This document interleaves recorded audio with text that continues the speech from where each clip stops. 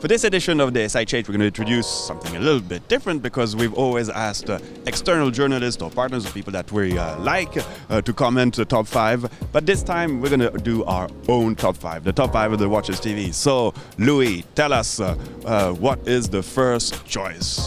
My first choice is Moonglow homage to SIHH. This watch is not a new watch, like the collection SIHH is known. It is very emblematic for Moonglow. It is a chronograph, but the most important with this collection this year is that they really made a big job on the design, on the aesthetic of this model, making it very pure, very simple, easy to read, and with a great work on the dial also in terms of grenet, for instance, which is in gold. And the other thing is that the inspiration of the design is very close to the chronograph that invented Nicolas SIHH, with the indexes that is just at the bottom like a bar that goes through this. And this is a tribute, this is a direct link to the origin of Nicolas SIHH, and this watch, this collection, even if Nicolas SIHH is not the inventor of the chronograph, is completely legitimate, is completely original, and that's what makes this watch cool. The second thing that makes this watch very cool is the fact that on the Tour d'Or, which is in ceramic, you have a trick, and this trick is that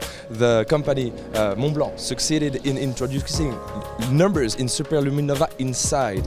You can't see them in the light, but once you are at night, the Arabic numbers appear in the light, and you can really see them in the ceramic. And this has never been done before, yes. And it is a touch that I love a lot, because this is a little secret that the watch shows only at night. So let's go to number 2, because otherwise we might be here for a little while. So. Why not?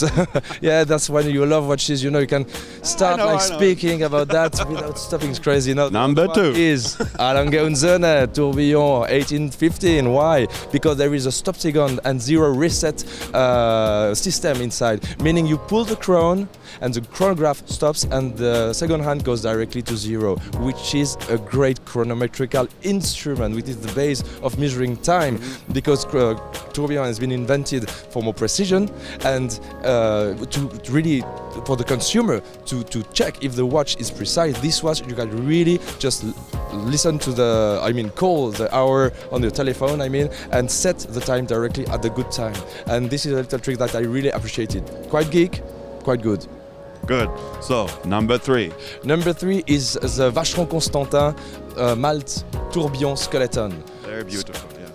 There the elements has been carved, engraved, which is not new in fact, but the way it has been done is great. The inspiration is the Gothic architecture, and if really you take time to go into the movement and to see the reflex, the light, how it plays with the components and the surfaces, it's really a masterpiece. This is just great. And it has, even though it's Vacheron Constantin, it's classic, it really has something modern to it, I think.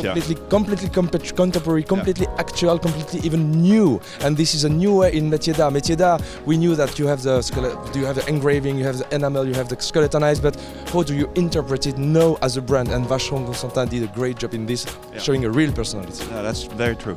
So, the next choice. Next choice, Cartier. And again, there's no order between the watches, it's just our choice. Order. No, yeah, absolutely. It's just, they pop out because of something special, and something special in the Cartier Rotonde Astro Calendar is the Quantième Perpétuel with a mechanical computer, they say, that drives, in fact, a display which is on rings, circular rings, in the middle of the watch that create like a hole, and in the bottom of the hole you have a flying tourbillon. This is very readable, this is very aesthetic, this is very Cartier. It's different, it's a QP, but it's the Cartier QP, and for this it's high watchmaking, complex one, but in a very identic and original way. Absolutely. And so for our final choice of this year, SIHH? SIHH, we go to Piaget for the Altiplano Broderie in the Métier d'Art. Broderie is not new, they launched it last year already.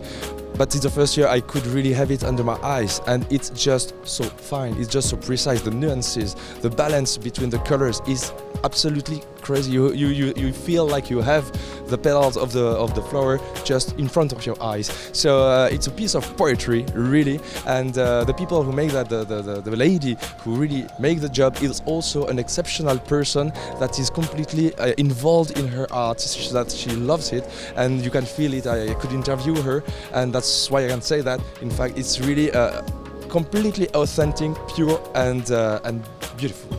Excellent. So this is it for our selection of this year's SIHH, and we're looking forward, obviously, being in Basel for our next selection. See you there. See you there.